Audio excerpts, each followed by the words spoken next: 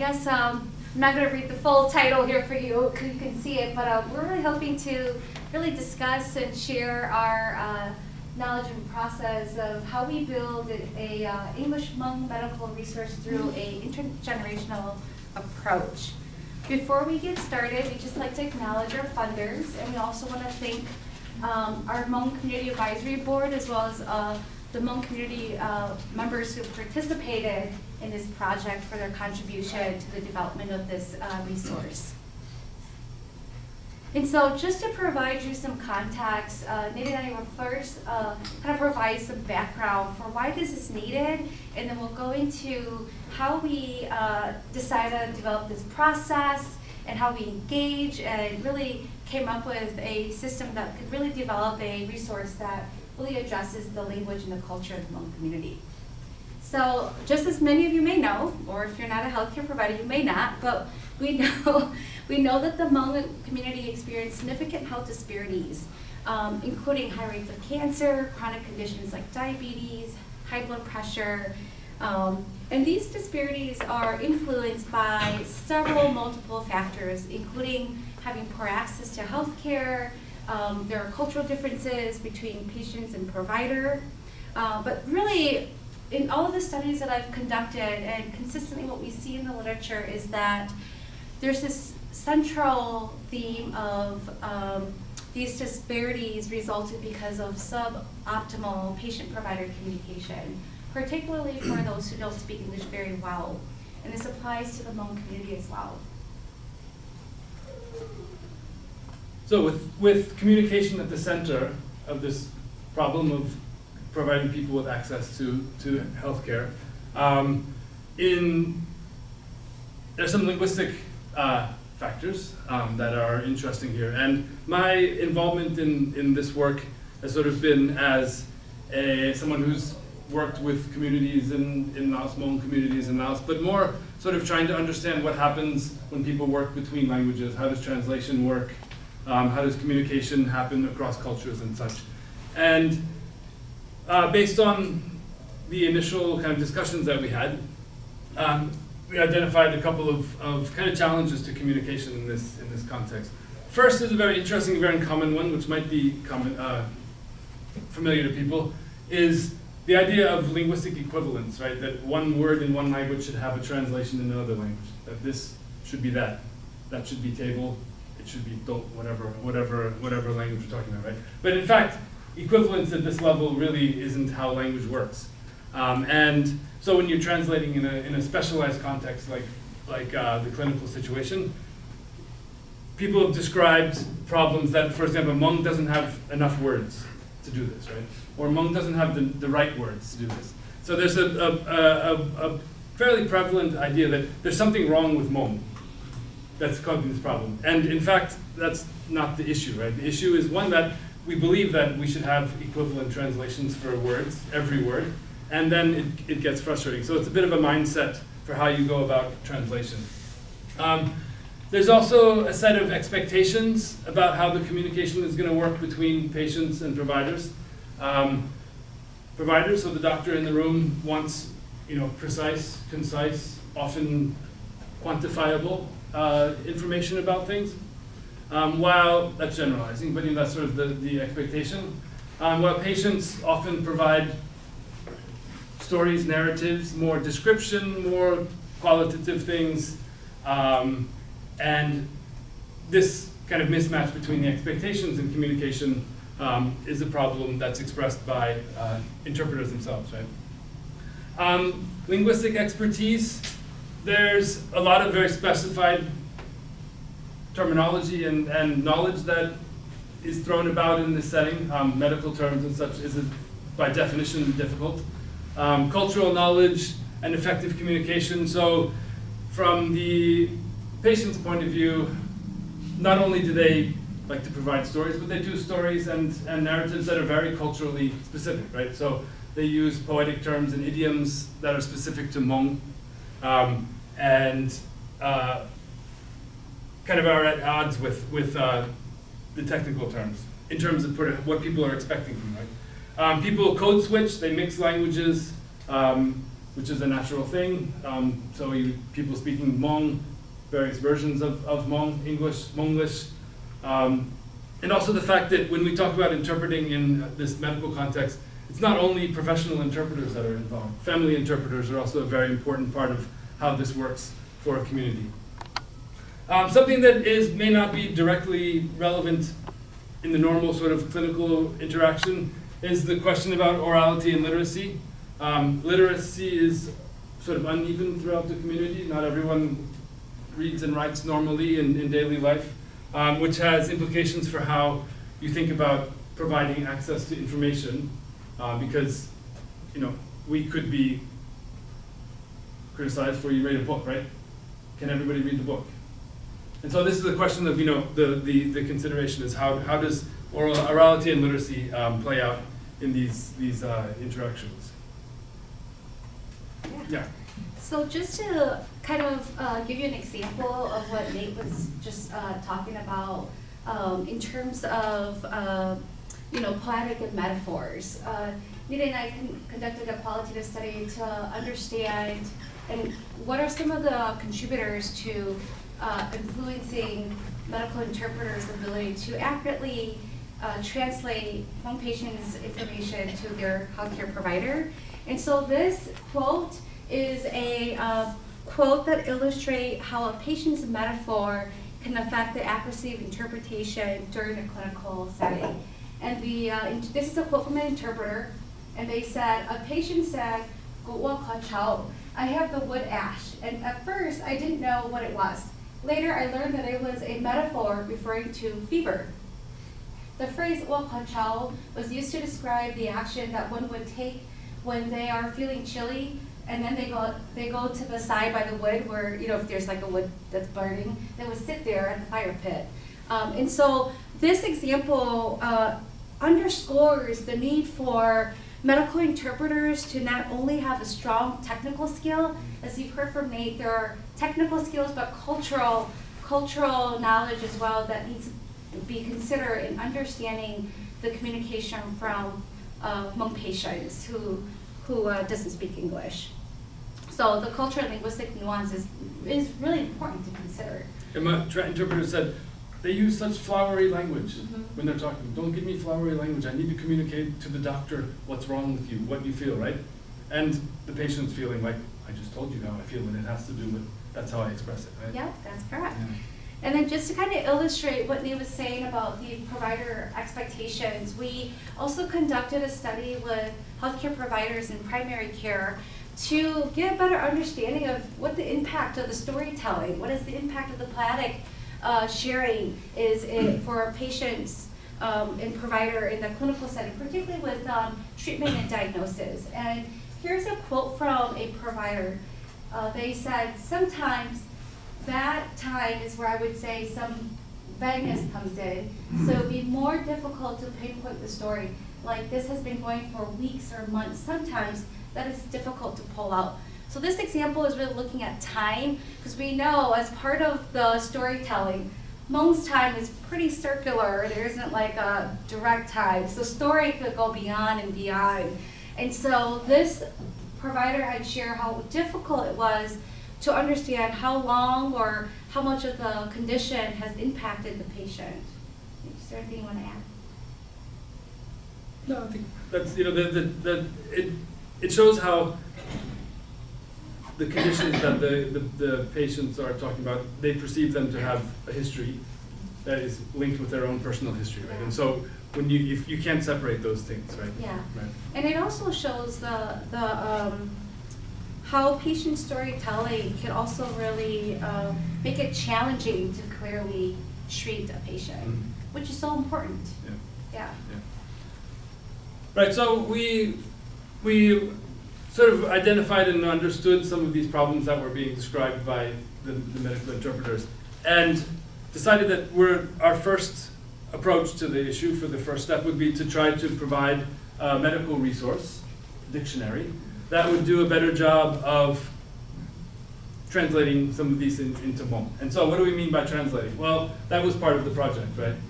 But we knew that some resources existed. There are two fairly significant wouldn't call them dictionaries, they're more like word lists, which have been used.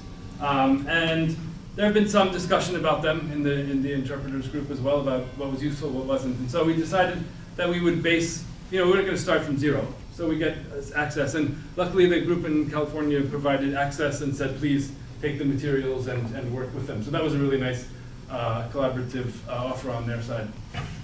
But these dictionaries these word lists tend to focus on white Hmong, Hmong Tao, right, as the basis for them. So that's a bias within the data that affects the way people are able to access it, based on sort of an assumption that this is the the standard dialect, which is of course not accepted or the case, but there's a impression sometimes that this is so. They don't consider variations in generational sort of issues with language and culture, because basically they just list up direct translations. So basically to this idea that there should be an equivalent for each word, right? And yeah, they're basically word lists. And they don't include usually a recognition of the different dialects of Hmong. If they do, what they do is just sort of transcribe a green Hmong word into a white Hmong word without the possibility that actually they might use a different word in that dialect, right? And a basic recognition that there's an issue there, but not able to go deep enough to like really make it culturally relevant for all of the dialects, right?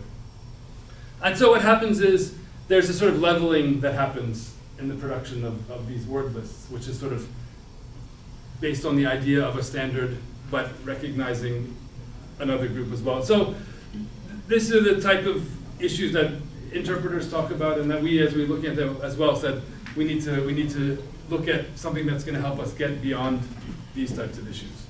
Yeah, the other thing to really key to emphasize on this is the generational differences. Nate kind of briefly mentioned it earlier, is that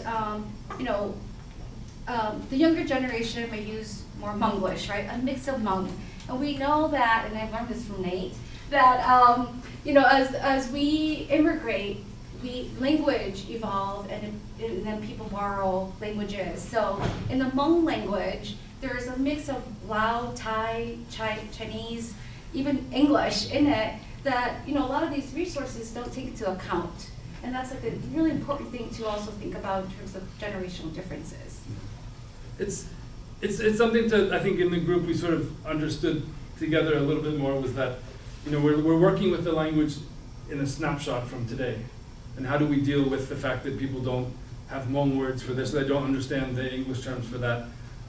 There's some Thai and Lao borrowings that people picked up from having lived among Lao and Thai speakers for sometimes a long time. But that the Hmong language itself has a huge number of old borrowings from Chinese, which were integrated at the time, and nobody who speaks Hmong today stresses out about the fact that there are Chinese words in Hmong, which is what the language is, right? Yeah. And so it gives a dynamic picture of how, we faced with this sort of dual challenges of something, what we make should be Hmong, Yeah. right? But then again, what is Hmong? Hmong is not the same as it was, Yes. right, in another time, in another place. Yep, Yeah. yep. So we, Nate and I got together, we applied for a grant, and our goal was then, okay, let's try to develop a resource that really addresses some of these gaps that we've identified. And really, although we say to develop a culturally, linguistically specific Hmong medical terminology resource that's informed by both Hmong interpreters and community members across generations and dialects, there are a lot of things that we have to think about. How do we actually accomplish this? Because there's a lot of factors that we have to take into account, the generation, the dialect differences. Most of the existing resources are also developed by interpreters, medical interpreters, and it doesn't involve the community. So how do we engage people in the community from all walks of life, I guess, in a way to say it. And so there are key considerations that Nate and I had to really think about is, what does it mean to have a better translation for these technical terms that we're seeing as challenging for medical interpreters for the Hmong language? Even if they're super precise, does it really necessarily mean that people can really understand it, right? When we look at the existing dictionary or resources, I should call them a glossary because it's just a list of words. Do people really understand it? Because sometimes it could become too technical, right? And then how do we create an approach that truly and involve people's contribution to really let us learn about new terms that are being used by different generations in the Hmong community, and new terms, or old terms, even for the older generation, I should say also. Yeah. So then Nathen and I decided to propose this approach called intergenerational approach, where we would bring together the medical interpreters, both informal and formal. The informal are usually the family members, those who are ad hoc individuals who may be healthcare providers that are often pulled to translate in the clinical setting because there's no access to medical interpreters, and bring academic like us, along with community members together to co-create this resource that would go beyond the direct translation, that would take into consideration of both the dialect, and the concept of well-being. I know we didn't talk much about this in the earlier section, but language is also influenced by how we conceptualize and think about illnesses and well-being. And so we also take into consideration of making sure that this resource is not just a technical resource, that it's a direct word-to-word translation, but it also acknowledges the day-to-day communication practices, right? Things that we say in a day-to-day life versus being more technical, and that it fits with the culture norm of how people think about it, how language is being used, even including those metaphors or concepts of poems, that may be able to explain a concept of health that maybe the younger medical interpreters might not be aware of, right? And then this intergenerational approach is really an iterative process where we went, I'll describe more about it in the later slide, but this is a process where we involve the community advisory board along with our community member and then us. And we went through multiple iterative process to really develop this, and we'll talk more about it in a little bit here. So in the next couple of slides here, we will give you more information about what is the makeup of the people who are from the community, and how do we take into consideration of these different unique characteristics to really inform the resource. So we'll go through this. Right, so this is us. We've already been introduced. We didn't be saying much about this more. But from the research side, this is the first time I collaborated seriously with someone from nursing or the health field. And so they're imagining how that's going to work. And I don't know, Maichou, how many linguists you worked with, but right?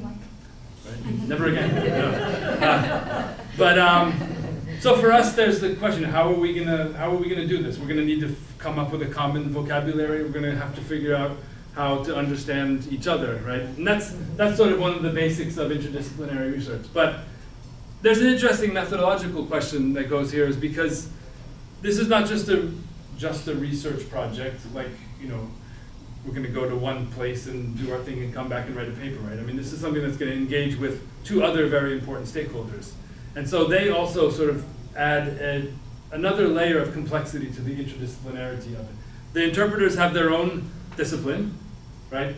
And the community also has its own discipline in terms of conventions for communication and organizing knowledge and that sort of thing. So it's a real, I think it's a really nice opportunity for us to consider what interdisciplinarity means.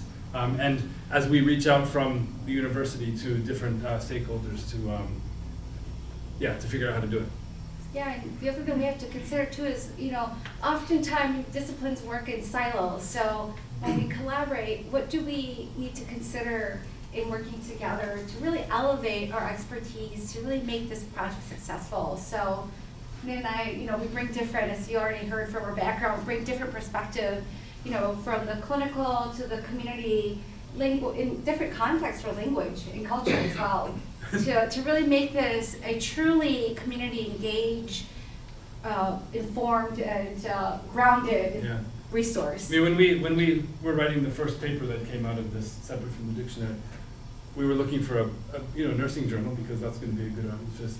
And what are the specs for it? Okay, yeah, this journal looks really interesting, great. Okay, we have 3,500 words. And I was like, for the intro? And she looks at my paper and says, you've written 8,000 words and you still haven't said what you mean. Like, it's like, and like, how do we fit this information? I didn't know what to do, right? Right?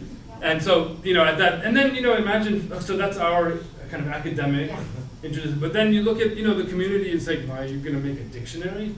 This is another kind of thing, right? And so, yeah, sussing out where we're coming from is a really important thing. Yeah. Right, and so the interdisciplinary research team, which was based here, student research assistants played a really important role, right? One Hmong PhD student in cultural anthropology speaks Hmong, and then 2 undergraduates in human development and family studies, so they both spoke Hmong. And so this was like, the interdisciplinarity goes all the way down into the student. Right? Yeah. And even to really think about our intergenerational approach, right? We have a team of researchers that is truly intergenerational with age as well as language as well. That also really help facilitate the project as well. I'm going to spend a little bit of time here to kind of talk a little bit about our community advisory board. We had understand and recognize the importance, even though Nathen and I both bring specific expertise, there are things that we may not know, right? And acknowledging that the community is the people who know best, we made it our priority to really engage with them from the start to the end of the development. So they served as an advisory group that really help us decide, guide on what to focus on who do we recruit to be a part of this project, and the direction. I think I said that already. But so this community advisory board, we strategically wanted to have a well-balanced generation within gender, within dialect, within clan affiliation, within different levels of experience. So we had a total of 8 members, 5 women and 3 men, who all either spoke either one or both of the dialects, and the ages range from those who are in their 20s all the way to their 60s. We did have 3 professional medical interpreters, meaning that they are actually certified medical interpreters. And then we have 5 informal who are family caregivers, those who are bilingual, healthcare providers. And even within this group, they also have other social identities. We had clan leaders within these advisory boards, community advocates, as well as healthcare related providers, as you see here.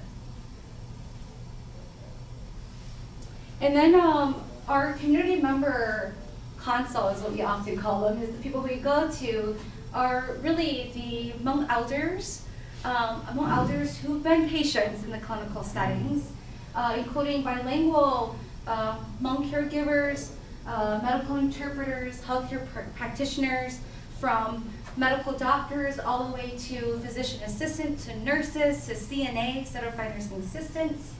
And they all had different variety of expertise, whether it's related to language. I want to really point out this second bullet of knowledge of Thai, Lao, and Chinese language. That's super important because we also want to make sure that we are including people who could really help us ensure that we are capturing health information in the language that really fits people's day-to-day use, right? And then people with knowledge, medical knowledge in both Hmong culture and Western medicine.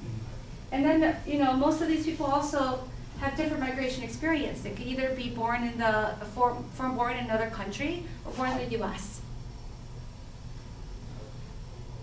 And so, take into consideration just the characteristics of our the people that we work with, the community that we work with.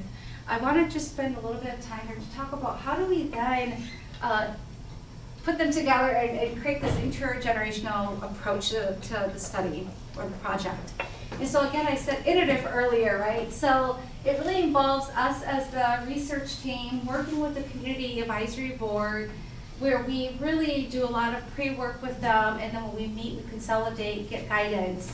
And then we, for example, there are often times where we consolidate terms and there isn't a consensus or the community advisory board members don't agree on, they actually suggest that we bring it to the community to get feedback on what's the best way to translate a word. Mm-hmm. And so we would go to the community. Most of our elders, we do a focus group. They like the group setting where we would ask them to give us feedback on the Hmong translation. And then a lot of our bilinguals, including healthcare professionals, interpreters, they tend to like more the individualized one-on-one interviews. And so they would provide feedback. It comes to us, and we feed it back to the advisory board to give us some direction and suggestions on what's the best way to incorporate those feedback. So we have the objective here to set up this consultation process, right? And the community advisory board is going to meet regularly to go through all this data. And sort of thinking at the beginning, okay, we want this to be culturally and linguistically Hmong and recognized, and can't think of a better word than legitimate, but like something that's going to be, you know, really representing what people are worried about. And so our focus is how do we get more appropriate, more acceptable Hmong translations from this word list. And it would be easy to think like, okay, this has to be done all in Hmong. This has to be like a 100% Hmong language process in the group. We get in, we're going to have to get into Hmong mode and do it. But in fact, we realize that that's not really the way it's going to happen. Right? Everybody needs to be able to go in from all of these different backgrounds and speak within the group in the language they feel most comfortable with, at whichever time they feel most comfortable with, what dialect it is. And we, from the beginning, said, all right, let's just see how this goes organically, right? These are people with experience and knowledge, and let's see what they do with it, right? And that was kind of the defining principle for the meetings. It helped us, I think, to establish trust among everybody, where there was no sort of pressure to speak one way or another way. And there was an amazingly low level of any sort of tension in any of the discussions that went on, even though, you know, people's opinions about which is a better translation, I mean, these can be, you know, people can get excited and feel strongly about these things, but it wasn't really an issue. And I'll have a slide in a second, which is, you know, the group figured out the best way of communicating among, you know, within itself. But one thing underlying this that we really believe was this shared sense that we want to address the community's desire to preserve the Hmong language and culture for future generations. Like, this is beyond the medical dictionary, right? And all of the people who were in there were very focused on the task at hand, but they had this bigger context right in the room next to them the whole time we were talking. And so there was a very interesting perspective, like, we're doing something very technical right now, but it's got meaning for the community beyond the pages that it would come out, right? And so then it became, you know, defined as a learning process among everybody. And that's the way we kind of established the basic feeling for how the group was going to work on itself, right? Yep. So part of what I did, what did I do? Part of what I did, you know, in addition to sort of providing support and, you know, answering questions and helping out, right, was I was observing, because this is a fascinating linguistic, you know, environment for me, sort of in my other job, right? And so I observed some really interesting things, like how, you know, how does a group establish a way of working with all this different types of knowledge with different languages and dialects. So some of the observations. The meetings were introduced usually at the beginning, mostly in English by Maichou. What are we going to do, right? Some English mixed in to get people, you know, feeling good and chatty and all that kind of stuff. And then when the discussion started, because we were looking at an English word and then trying to think about the Hmong, a lot of the discussion started out in English, referring to possible translations and everything, and then switch into Hmong more often, depending upon how people were feeling most comfortable in explaining their idea for why this translation is good. Sometimes it seemed to make more sense to do that explanation in Hmong. Sometimes it seemed like it was more comfortable to do it in English. And there were a lot of sort of the technical discussion going on primarily in English, but when it came to, okay, we've got A and B, how do we think of that? Then often the discussion would move into Hmong, and then it would be sort of more feeling about why you think this one feels better, how this might be interpreted and received by the listeners. The older Hmong members often left some of the more technical discussion that depended upon the technical English terminology, but provided commentary and support and encouragement and kind of, not challenges, but saying, are you sure about that type thing, in Hmong, sort of in the background. It was kind of running the whole time. And that helps also create this feeling of kind of natural flow and comfort for people who are going to speak the way they needed to. Hmong Leng speakers spoke Hmong Leng the whole time. They didn't have well, I don't know what they felt, but they didn't just show any pressure to speak in Hmong Dao or to be, feel bad about, anything. So they constantly had their Hmong Leng going on in the discussion, which was quite interesting because not only when we're talking about the translation of a term, when the explanation is going on, it helps people sort of pick up on minor differences and get a whole sort of sense of how a Hmong Leng, because when we're coming up with the Hmong Leng version, sure, everyone deferred to the Hmong Leng speakers, right? But the Hmong Dao speakers also had questions, wanted to understand what the details were, right? So that created a lot of really kind of very constructive discussion. And then non-interpreter members sometimes would say, okay, let's step back here for a second and go back to what do we really care about, what's happening with this term, right? And they would sort of take us out of the clinical experience and say, let's remember now, we're working on these words for communication. These are going to be, have to be discussed in people's homes with aunts and uncles and grandparents around the table, type of thing as well. And that often helped us to go back to the basics and redo that. And I wanted to mention just one final point on this one about the intergenerationality and how the cultural and linguistic knowledge is distributed among people who are involved. There was one young woman who was participating, and she's not an interpreter, and she's a student, and her knowledge of Hmong was phenomenal, and was able to, at certain points, do this process of saying, okay, let's stop and go back in Hmong, and come up with a completely different interpretation of what this term might mean, right? Throw away the original Hmong that we were sort of kicking around, and she would bring something completely new, with a very different nuance and everything, and inject that into the discussion. And then the other would say, okay, right, and then begin the discussion new. And it was, she's how, 20? Early 20s or something, and just very, very acute sense of what we're trying to do here. And that extremely valuable to have someone to be able to provide that type of input.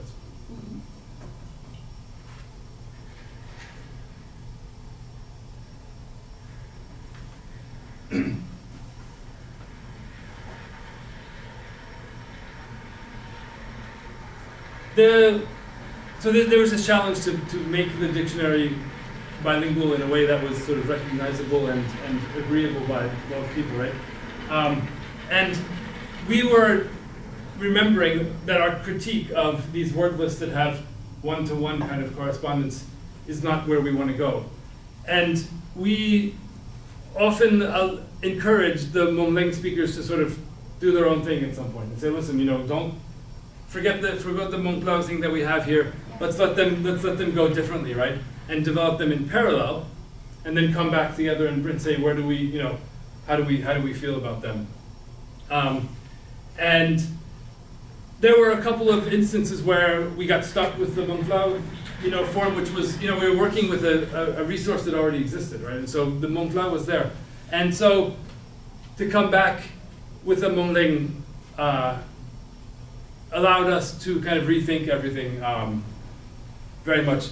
We also went to the English definitions as well. Right? So there was an interesting situation. We were online most of the time, and the medical folks were, getting the definition, checking the definition of the English terms just to make sure we're getting the knowledge. The interpreters and community folks were talking about how that sounds, and then I would also have like all my dictionaries open, different English and Hmong dictionaries as well as a Hmong Chinese dictionary, and then try to, we're kind of triangulating back and forth between all these things. It was a very, very messy process often, but it meant that we were able to consider a lot of options. It also meant that we decided to accept the fact that between the Hmong and Hmong words that we have, there might be some slight differences between them, right? And we decided that that was going to be a good thing, because most people can read across, and then it gets people to consider the definition of how they're liking it or not. Yeah, and I also want to point out that there were incidences where we had Hmong De speakers say there's no word in this, and our Hmong speakers would say, actually, this is what we would say in Hmong De. Yeah, exactly. And then the Hmong De speakers were like, oh my gosh, that We can is do a that. word, let's use that. It makes sense in our dialect too. So I really think that this process of being able to talk in our own dialect really helped, us kind of debunk the myth that there is no language or direct translation for certain words, because there are. And the reason for the Chinese dictionary was also that, the Hmong language in China is sort of, they didn't participate in the migrations, right? And so they haven't been in contact with Lao and Thai and come back. And some of the things I would find a word and say, well, what about this? And people would say, no, that's not, that's Chinese, that's not Hmong. And sometimes we'd be, okay, yeah, I've heard of that. And so, kind of one of these things where you can't just take it. You got to bring it out and then discuss it. Yeah.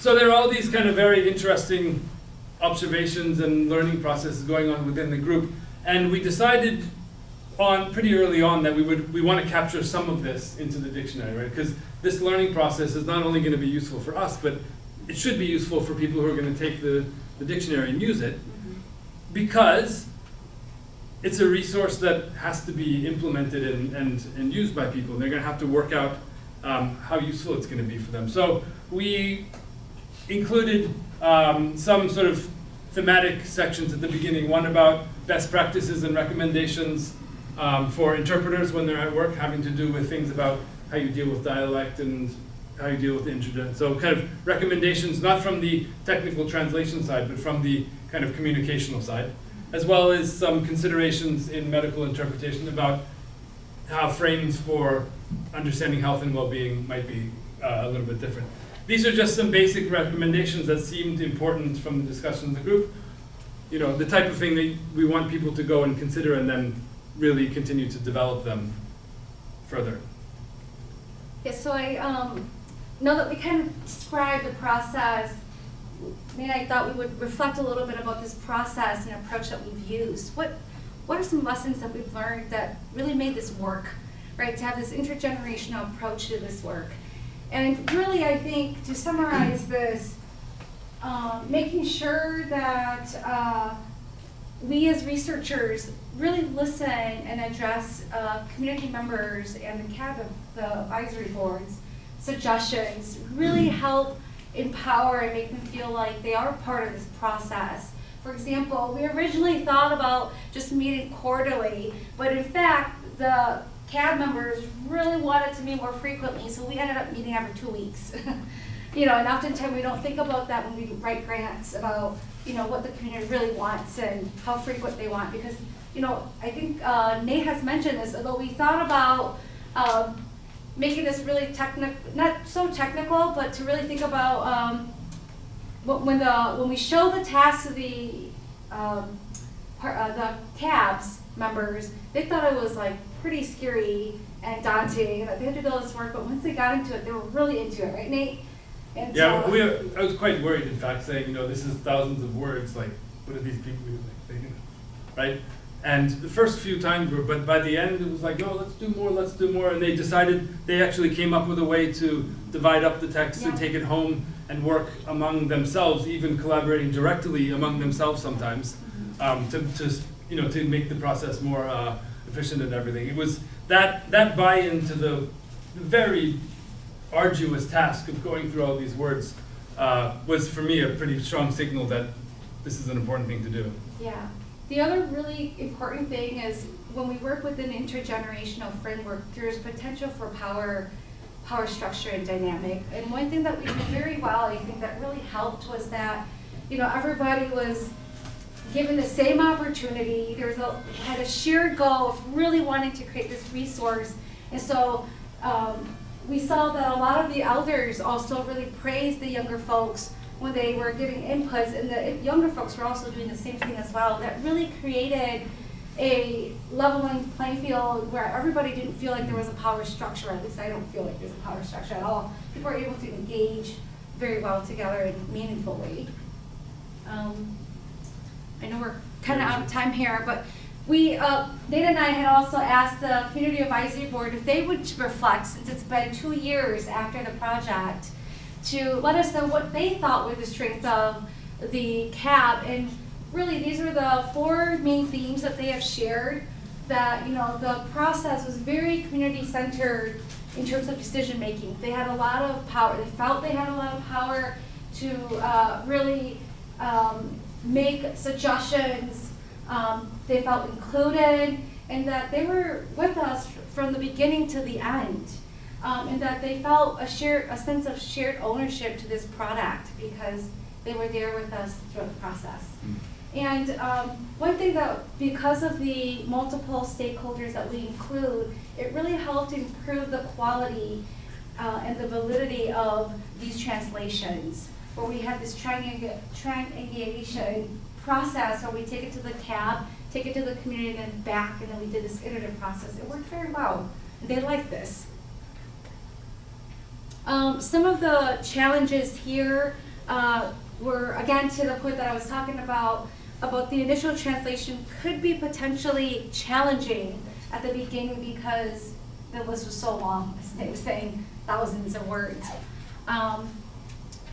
We had some interpreters who, well, actually 2 interpreters who ended up, they were from here, but they moved to California, so we had to work with a different time zone, which made it sometimes difficult to keep everyone engaged. And we forgot to mention that this took place during COVID. So, that also was quite a bit of a challenge in terms of navigating that.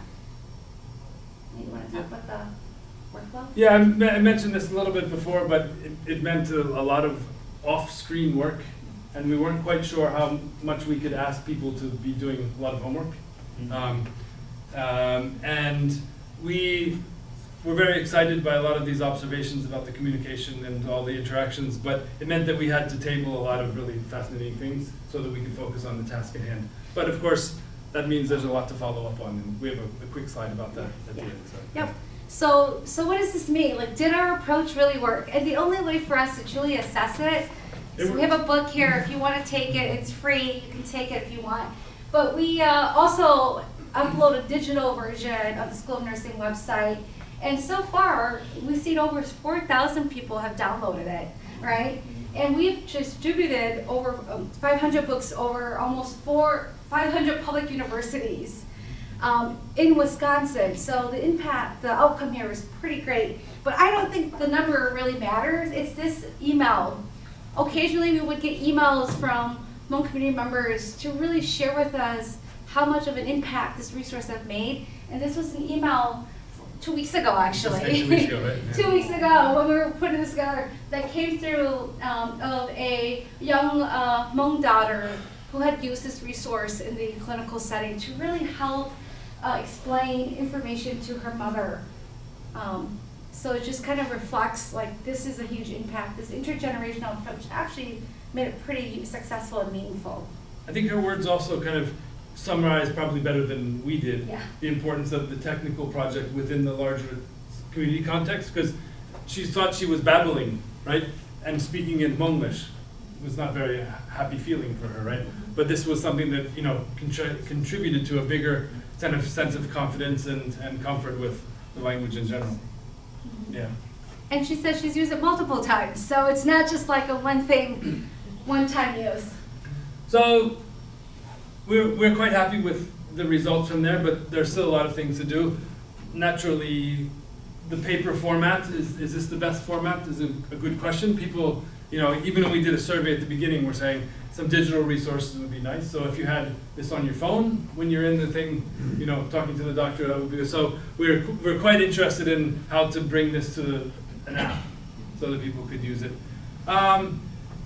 We decided at the beginning that there were other efforts to deal with mental health, which we were not going to duplicate. So we focused on that. But there's also work in disabilities as well that is going on, which we need to sort of reconnect with. The resources could be updated somehow. Our first initial response, well, the impression of how it's being received through downloads and stuff is one simple metric, but after people have used it, what are they saying about it?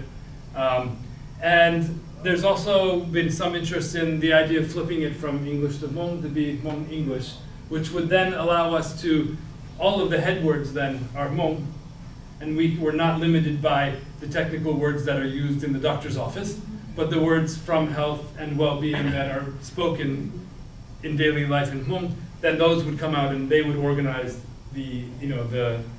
how the dictionary is structured. We think that would help prioritize patient's perspective, bring it back to, this project inevitably was stuck in the Western medicine, modern healthcare system, and like, how do we bring Hmong people into that, right? But what we want to do is flip that around and say, how do we bring Hmong ideas of health and well-being and how you talk about into the center of the clinical thing to shake it up a little bit. We also have loads and loads of data from interviews with people about this that we think have a lot of insights into how people are talking about and thinking about their health that could be useful. And that's pretty much it. I don't want 5 minutes over, but if you want the digital, this is the QR code to the digital resource that you can access or use if you want. And that's pretty much